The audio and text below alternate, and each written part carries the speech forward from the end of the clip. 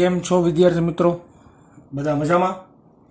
Last લેક્ચરની અંદર આપણે bio સાવરના નિયમને અનુલક્ષીને અમુક દાખલાઓ જોયા હતા.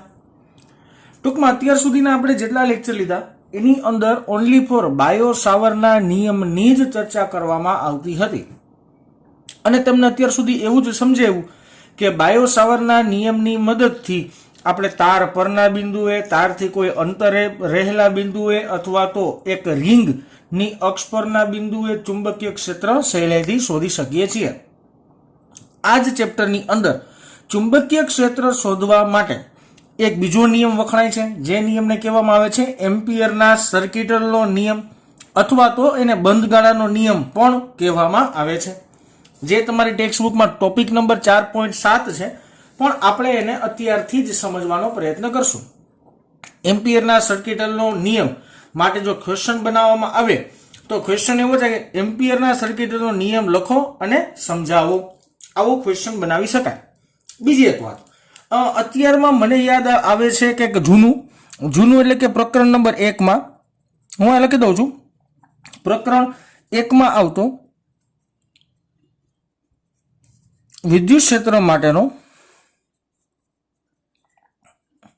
ગાઉસનો નિયમ. આ મારે યાદ દેવડાવવું પડે વિદ્યાર્થી મિત્રો. હું જસ્ટ યાદ દેવડાવું છું. તમારે ધારો કે બુક્સની અંદર જ્યારે તમે આ બોર્ડ વર્ક લખતા હોય ત્યારે તમે આ કન્સિડર ન કરો, લખો નહીં તો પણ ચાલશે. અને આ થિયરીનો આ ભાગ નથી, પણ આ થિયરીને સમજવા માટે આ તમને યાદ હોવું ફરજિયાત છે. ઓકે, હું તમને ગાઉસનો નિયમ યાદ કરાવું તો આપણે એવું કહેતા બંધ પૃષ્ઠ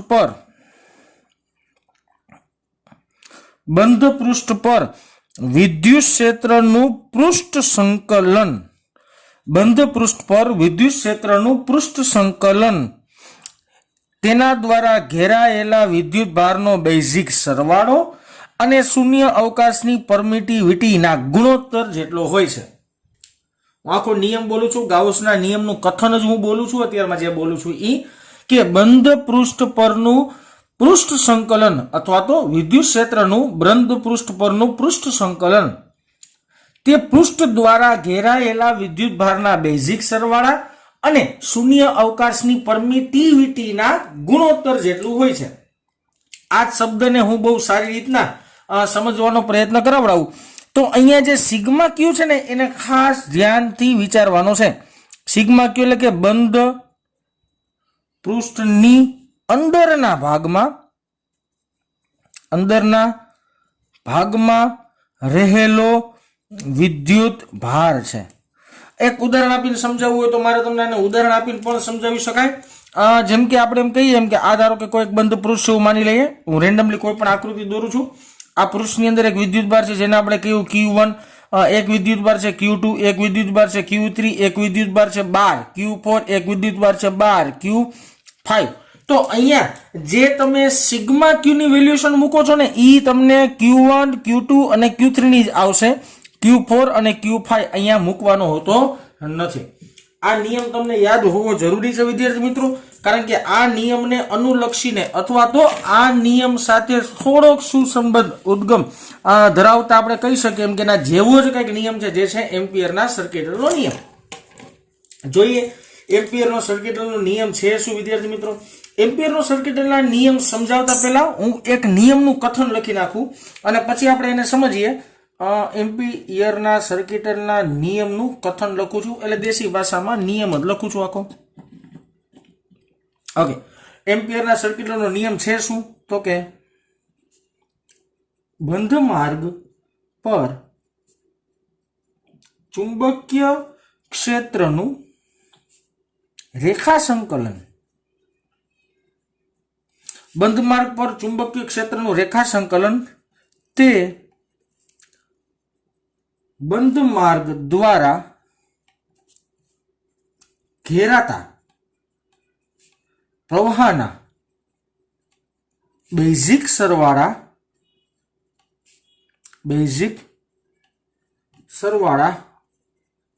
અને શૂન્ય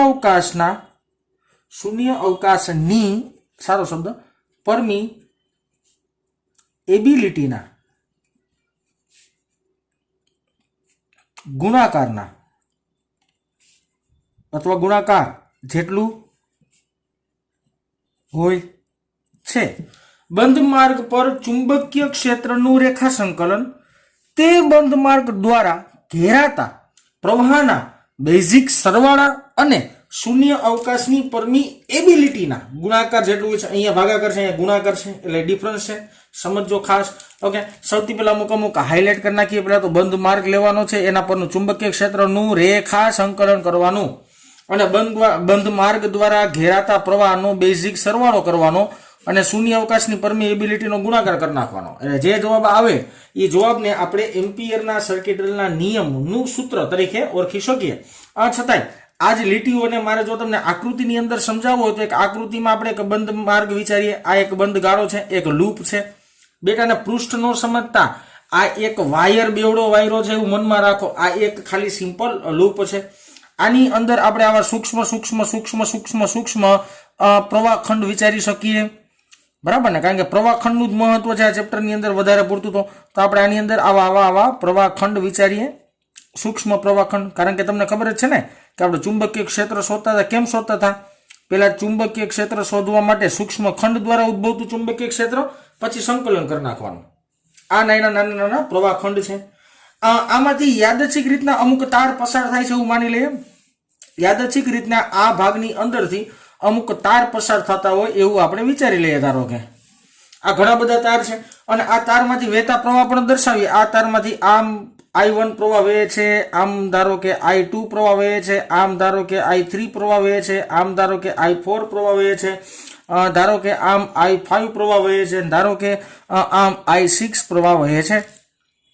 તો એક બંધ ગળાની અંદર 4 તાર છે અને ચારે ચારની અંદર પ્રવાહ વહે છે અને બહાર પણ 2 તાર છે। ઓકે, આ કથન ઉપરથી હું સૂત્ર લખવાનો પ્રયત્ન કરું છું। કથનની મદદથી સૂત્ર લખીએ પછી આ વસ્તુ સમજીએ।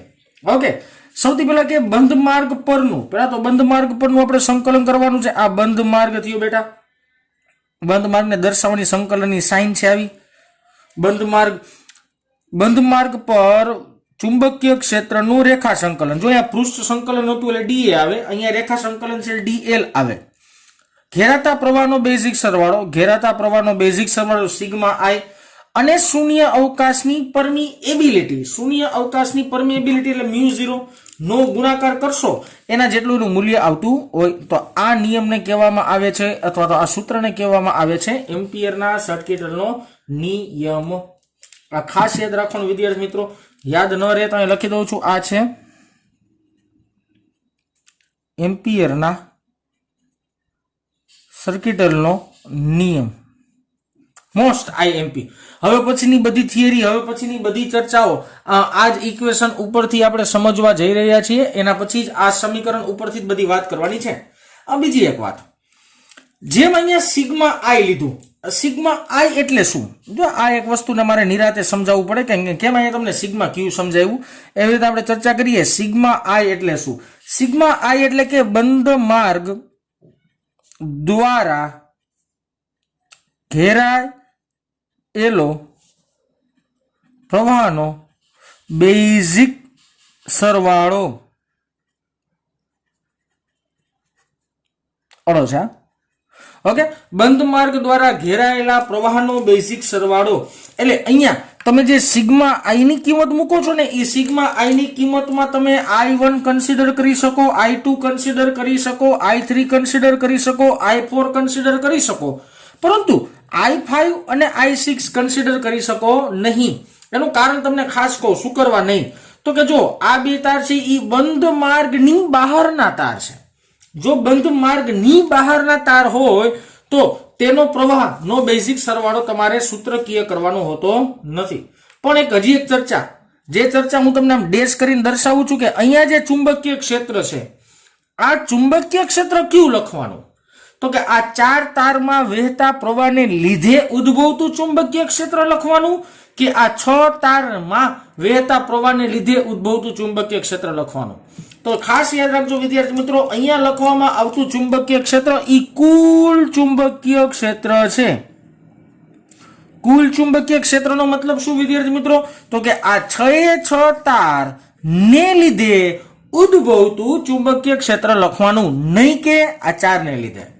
અહીંયા કન્ફ્યુઝન ન થાય, ખાસ ધ્યાન આપજો કે તમે જે બી ની કિંમત મૂકો છો, ચુંબકીય ક્ષેત્રની કિંમત મૂકો છો, એ ચુંબકીય ક્ષેત્રની કિંમત 6 તારને લીધે જેટલું ઉદ્ભવતું હોય ને, એટલે કે કુલ ચુંબકીય ક્ષેત્ર જેટલું હોય ને એટલું અહીંયા લખવાનું તમારે રહેશે.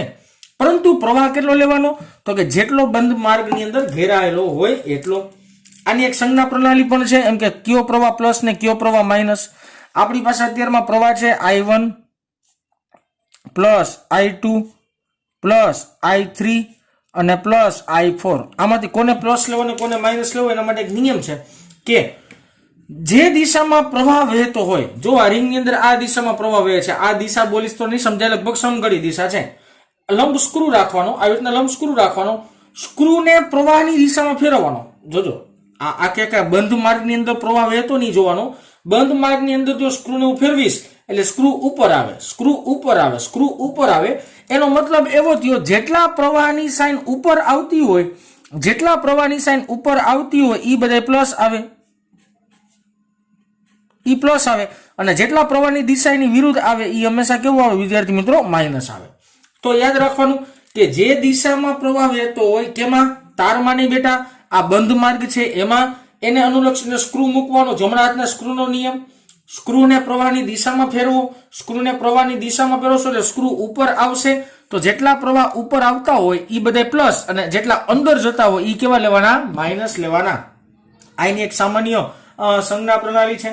અથવા તો એવું પણ બોલી શકાય કે સ્ક્રૂની દિશામાં પ્રવાહ પ્લસ લેવાના, સ્ક્રૂની વિરુદ્ધ દિશામાં પ્રવાહને માઇનસ લેવાના. અહીંયા નોંધ સ્વરૂપે તમને લખી દઉં છું એટલે ભવિષ્યમાં યાદ રહે કે સ્ક્રૂની દિશામાં પ્રવાહ ધન કન્સિડર કરશું અને સ્ક્રૂની વિરુદ્ધ દિશામાં પ્રવાહ નેગેટિવ એટલે કે માઇનસ આપણે કન્સિડર કરશું. આ માઇનસ નિશાની છે, ધ્યાનપૂર્વક જોજો.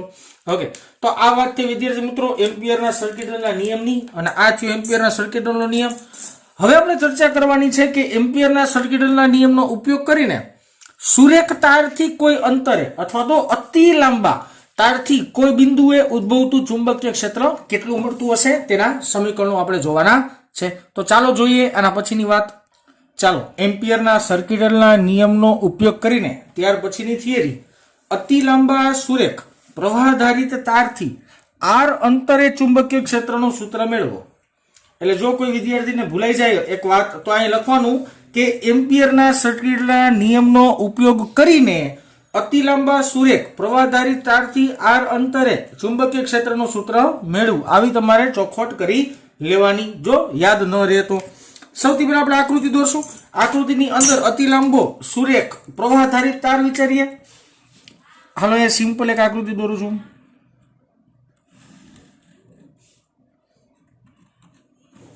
આ ડેશ ડેશ ડેશ એવું દર્શાવે છે કે ઈ અતિ લાંબો છે. ચાલો, આમાંથી વહેતો પ્રવાહ હું આવી રીતના વિચારું છું કે ઉપર તરફ પ્રવાહ વહે છે, પ્રવાહની દિશા દર્શાવી. હવે તમે જુઓ વિદ્યાર્થી મિત્રો, આપણે જમણા હાથ ના અંગૂઠાનો નિયમ વાપરીએ તો પ્રવાહની દિશામાં અંગૂઠો, પ્રવાહની દિશામાં અંગૂઠો એટલે આવી રીતના આવશે, અને ચુંબકીય ક્ષેત્ર રેખાઓ આંગળીની દિશામાં. તો તમે સમજી શકો છો કે પ્રવાહ આમ હોય, ચુંબકીય ક્ષેત્ર રેખાઓ આ દિશામાં આવે. આ દિશા એટલે કે મારી ભાષામાં એને આપણે સમઘડી દિશા, સોરી વિષમઘડી દિશા કહેશું. તો આ પ્રવાહ ધારિત તારને લીધે આકૃતિ બકવાસ છે પણ ઉદ્ભવતું ચુંબકીય ક્ષેત્ર આવી રીતના વર્તુળાકાર છે. જો આવી રીતના તાર વિચારવાનો ઉભો, બરાબર, એમાં અંગૂઠો મૂકવાનો એટલે આને ફરતું ચુંબકીય ક્ષેત્ર આવશે. આવી રીતના આને ફરતું ગોળ ગોળ ગોળ ચુંબકીય ક્ષેત્ર આવશે. ઓકે, આ ચુંબકીય ક્ષેત્રને આપણે સૂક્ષ્મ એવા ખંડની અંદર વિભાજિત થયેલો છે એવું આપણે ધારી લઈએ છીએ.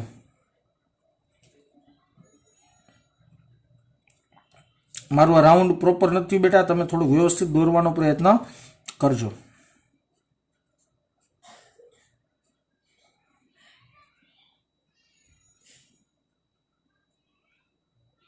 ઓકે, આ મેરા સૂક્ષ્મ સૂક્ષ્મ સૂક્ષ્મ ભાગ.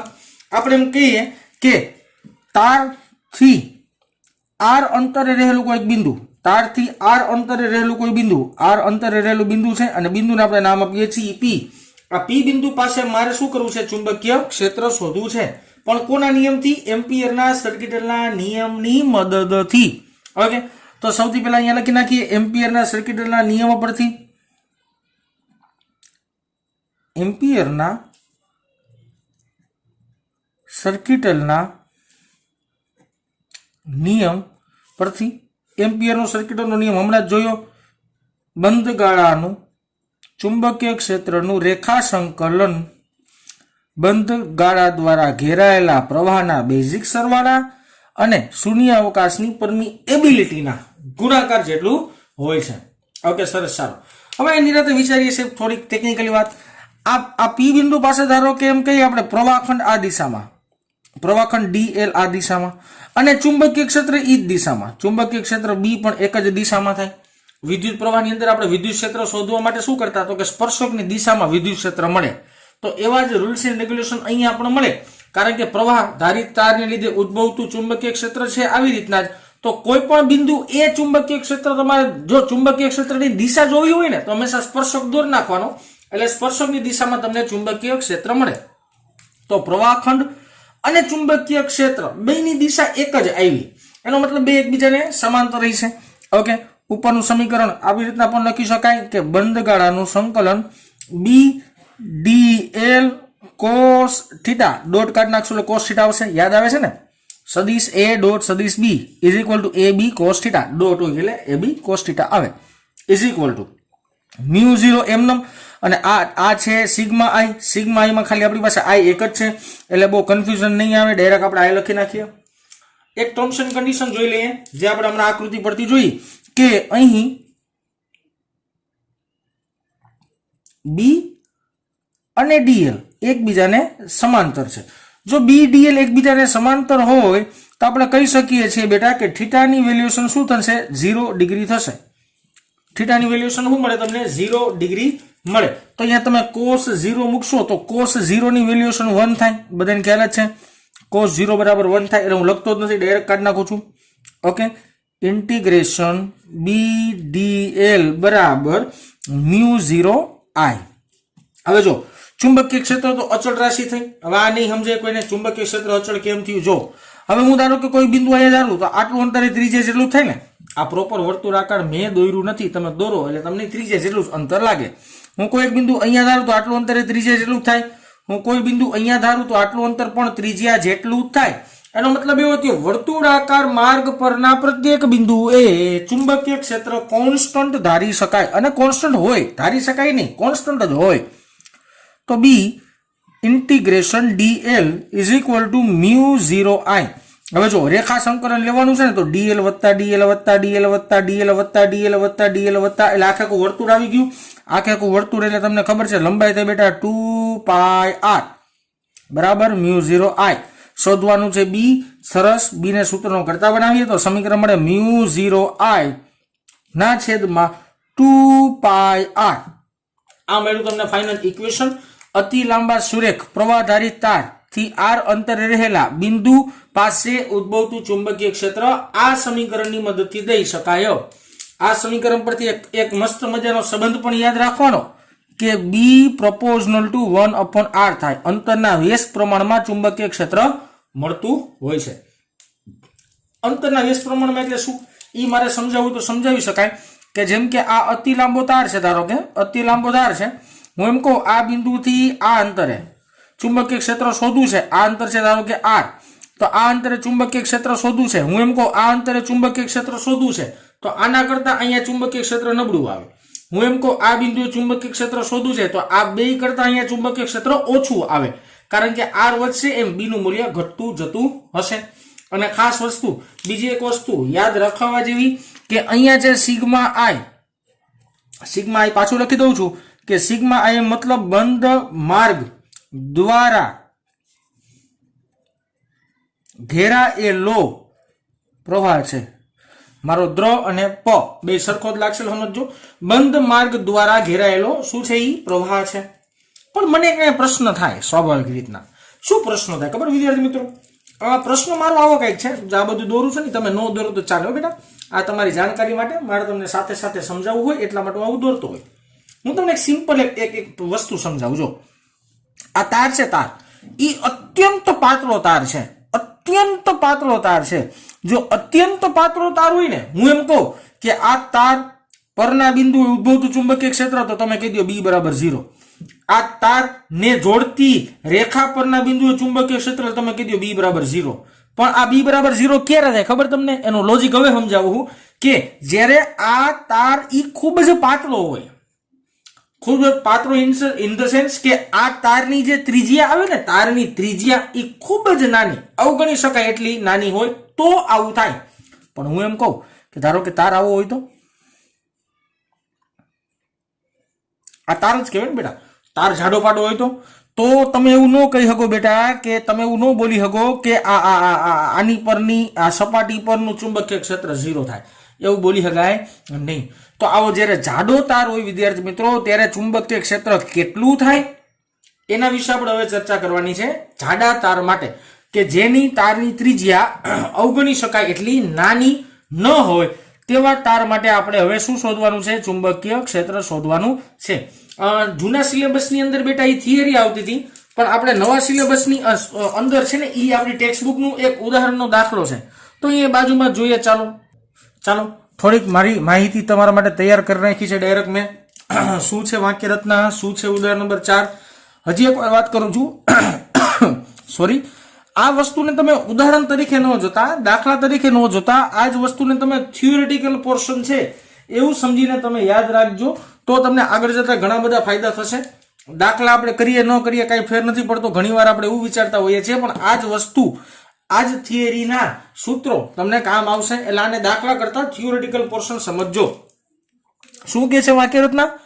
આકૃતિમાં વિદ્યુત પ્રવાહ I ધારિત વર્તુળાકાર આડછેદ A ત્રિજ્યાનો એક લાંબો સુરેખ તાર દર્શાવ્યો છે. આ એક લાંબો સુરેખ તાર છે કે જેની ત્રિજ્યા અવગણી શકાય એટલી નાની નથી. અહીંયા જે આપણે વિદ્યાર્થી મિત્રો તાર કન્સિડર કરતા હતા તેની ત્રિજ્યા એટલી સૂક્ષ્મ હતી કે આપણે તેને અવગણી શકાય એટલી નાની સમજતા હતા, જ્યારે અહીંયા જે તાર છે એની ત્રિજ્યા નાની નથી એવું માનવાનું છે. વિદ્યુત પ્રવાહ I આડછેદમાં સમાન રીતના પ્રસરેલો છે.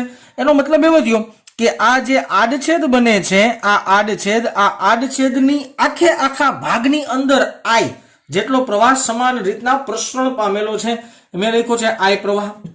ઓકે, તો મારે જો પ્રશ્ન શું માંગ્યો છે, R લેસ ધેન A અને R ગ્રેટર ધેન A વિસ્તારો માટે ચુંબકીય ક્ષેત્ર શોધો. તો સૌથી પહેલા એક બિંદુ વિચારી લઈએ, આ બિંદુ વિચારીએ P. અક્ષથી આ બિંદુનું અંતર આપણે R ધારી લઈએ, અને તમે વિચારી શકો છો કે આ R ગ્રેટર ધેન A બિંદુ છે, આ છે R ગ્રેટર ધેન A બિંદુ. અને એક બિંદુ આપણે વિદ્યાર્થી મિત્રો અહીંયા વિચારીએ, ધારો કે આ બિંદુને આપણે નામ આપી દઈએ Q, અને અક્ષથી તેનું અંતર, આ છે જાડા તારની અક્ષથી તેનું અંતર છે R, પણ આ આવશે R લેસ ધેન A આવશે, કારણ કે ત્રિજ્યા કરતા નાનો ભાગ છે. તો આ બંને બિંદુએ મારે ચુંબકીય ક્ષેત્ર ફાઇન્ડ કરવાનું છે. હવે જો એક વસ્તુ ક્લિયર છે કે આ તારની બહારનું બિંદુ આ છે, આ તારની બહારનું બિંદુ આ છે, તો તારની બહારના બિંદુએ ઉદ્ભવતું ચુંબકીય ક્ષેત્રનું મારી પાસે ડાયરેક્ટ ઇક્વેશન છે. તો આ બિંદુએ ઉદ્ભવતું ચુંબકીય ક્ષેત્ર BP વડે દર્શાવીએ તો એને લખી શકાય ડાયરેક્ટલી μ0I/2πr. આના માટે મારે સાદુરૂપ અથવા તો કેલ્ક્યુલેશનની કાંઈ પણ જરૂરિયાત નથી, કારણ કે બાજુમાં આપણે જે થિયરી ભણ્યા છીએ એ એના ઉપર જ કન્સેપ્ટ આધારિત વસ્તુ છે, અને એ જ સૂત્ર મેં ડાયરેક્ટ લખ્યું. હા, નોંધનીય વાત જોવાની, આની અંદર નોંધપાત્ર બાબત કઈ છે કે P બિંદુએ ઉદ્ભવતું ચુંબકીય ક્ષેત્ર તે અંતરના વ્યસ્ત પ્રમાણમાં છે. આ એક નોંધપાત્ર વાત જે યાદ રાખશું આપણે. ઓકે, હવે મારે શું કરવું છે વિદ્યાર્થી મિત્રો, આ Q પાસે ચુંબકીય ક્ષેત્ર ફાઇન્ડ કરવું છે. Q પાસે ચુંબકીય ક્ષેત્ર જુઓ તો એક કામ કરો, એક આવી રીતના નાનકડો એવો આડછેદ આપણે વિચારી લઈએ Q બિંદુ પાસે. હવે જો આ જે આડછેદ બને છે Q બિંદુ પાસે, આ જે આડછેદ બને છે, અહીંયા કેમ આડછેદ દોર્યો આવી રીતના આડો, આવી રીતના આડછેદ જુઓ તો આ આડછેદના ભાગની અંદર મોટો થોડોક લીટો કરી નાખું. આડછેદની અંદર વહેતો પ્રવાહ, આડછેદમાં વહેતો પ્રવાહ I નહીં હોય, I ડેશ હશે, કારણ કે આખા વિસ્તારમાંથી I પ્રવાહનું વહન થાય છે. તો આ નાનકડા વિસ્તારમાંથી વહેતો પ્રવાહ I ન હોઈ શકે, એ કેટલો હશે, I ડેશ હશે. તો મારે સૌથી પહેલા તો I ડેશ શોધવો પડે. ચાલો I ડેશ શોધીએ. ચાલો આપણે હવે એક ત્રિરાશિ વિચારીએ. ત્રિરાશિ શું છે, જો આડછેદનું ક્ષેત્રફળ πa², જો આટલો ભાગ લેવામાં આવે તો આમ લખીએ કે ધારો કે પાઈ એ સ્ક્વેર આડછેદમાંથી વહેતો પ્રવાહ મને આઈ કીધો છે, આઈ એ આડછેદમાંથી વહેતો પ્રવાહ આઈ કીધો છે, તો પાઈ આની ત્રિજ્યા આપણે ધારવી પડે, આની ત્રિજ્યા આપણે આર જ અંતર કીધું છે, તો આ થયું પાઈ આર સ્ક્વેર આડછેદમાંથી વહેતો પ્રવાહ કેટલો, એ કેટલાને આપણે કીધું છે આઈ ડેશ, આમાંથી વહેતા પ્રવાહને આપણે આઈ ડેશ કીધું છે, અંતર બેટા અહીંયા આર છે ને અહીંયા આર છે, એટલે કન્ફ્યુઝ ન થતા, મેં અહીંયા અંતર આર જ ધાર્યું છે અને અહીંયા અંતર પણ આપણે આર જ લીધું છે, એટલા માટે મારે અહીંયા આર સ્ક્વેર લખવું પડ્યું. તો I dash is equal to ચોકડી ગુણાકાર કરવાનો છે simply pi R square into I ના છેદમાં પાઈ એ સ્ક્વેર, સોરી આ પાઈ છે A square, pi pi cancel out, તો મારી પાસે વધ્યું કેટલું ઇન્ટુ આઈ, આટલું મારી પાસે વધ્યું. ઓકે, તો હવે આ બિંદુએ ઉદ્ભવતું ચુંબકીય ક્ષેત્ર ફાઇન્ડ કરવું હોય તો બી ક્યુ આ જ સમીકરણ પરથી આવીએ તો આમ લખી શકાય મ્યુ 0 આઈ ડેશ ના છેદમાં 2 પાઈ આર, મ્યુ 0 આઈ ડેશ અપોન 2 પાઈ આર. આર એટલે આટલું અંતર કન્સિડર કરવાનું, આટલું એટલે કે નાનું અંતર કન્સિડર કરવાનું. અહીંયા આપણે મોટું અંતરને આર કહેતા હતા, અહીંયા આપણે નાના અંતરને આર કહેશું, એ ભૂલતા નહીં. ઓકે, તો ચાલો સાદુરૂપ આપીએ આનું.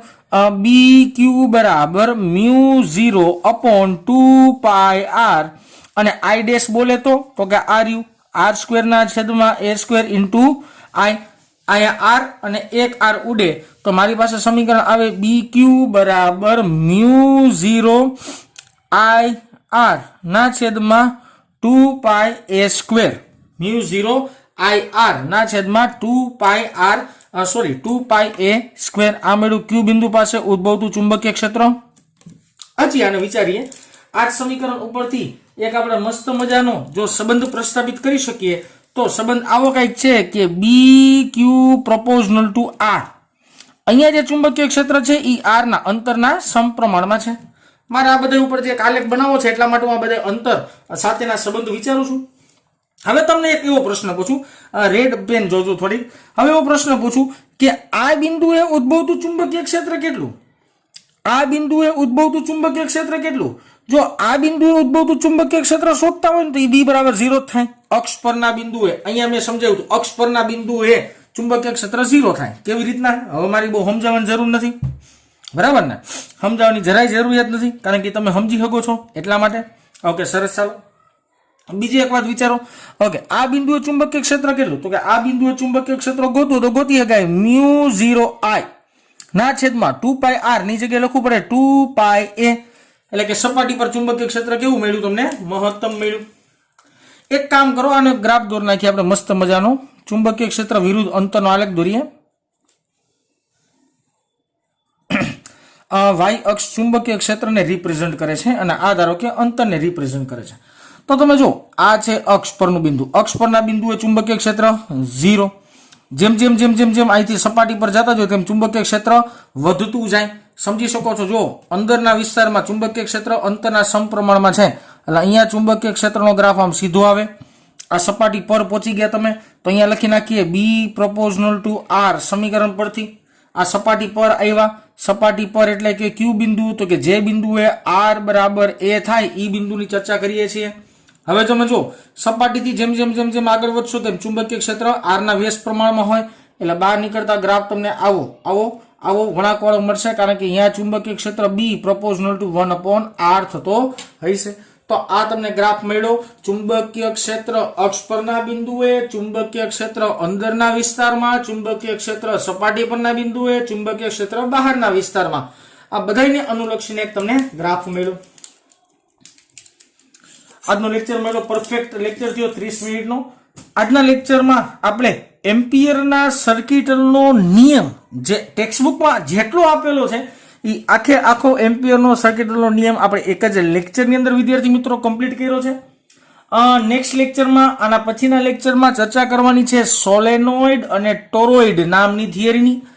તમારી ટેક્સ્ટબુક એટલે કે ન્યૂ ટેક્સ્ટબુક પ્રમાણે થોડુંક આડાવડી થિયરી છે, પણ મારા મત અનુસાર આની સાથે કનેક્ટેડ, આના સમીકરણની મદદથી જ એમાં સૂત્રો બનાવી શકાતા હોય, એટલા માટે હું આના પછી તમને ભણાવીશ. સોલેનોઇડ અને ટોરોઇડ વિશેની ચર્ચા કરશું. તો ચાલો વિદ્યાર્થી મિત્રો આજે અહીંયા સુધી રાખીએ. હા, ઘણા બધા વિદ્યાર્થીઓના મનમાં પ્રશ્ન હશે કે સર આ ચેપ્ટરમાંથી કેટલું ડિલીટ થયું ને પેલા ચેપ્ટરમાંથી કેટલું ડિલીટ થયું, બીજા ચેપ્ટરમાંથી કેટલું ડિલીટ થયું, ક્યાં દાખલા નીકળી ગયા છે. હું આની અંદર તમને ડિલીટેડ પોર્શન ભણાવીશ જ નહીં, બરાબર. હું તમને કહીશ કે મેં આ વસ્તુ સ્કીપ કરી જ્યારે આપણે અહીંયા પહોંચશું, બરાબર ને. આમાં સાયક્લોટ્રોન ડિલીટ કર્યું છે ધારો કે ચોથા ચેપ્ટરમાં, તો સાયક્લોટ્રોનની થિયરી સુધી આપણે જ્યારે પહોંચીએ ને ત્યારે હું તમને કહીશ કે આ પોર્શન ડિલીટેડ છે, ન કરશો તો ચાલશે, બરાબર ને. અથવા તો હું કરાવીશ જ નહીં, એવું કંઈક વિચારશું આપણે. તમે કોમેન્ટમાં કહેજો તમારે ડિલીટેડ પોર્શન શીખવા છે, હું કરાવું કે ન કરાવું. તમારી જો ઈચ્છા હોય તો યસ લખજો ને ઈચ્છા ન હોય તો નો લખજો, એટલે મને આઈડિયા આવે. તો ચાલો વિદ્યાર્થી મિત્રો આજે અહીંયા સુધી રાખીએ.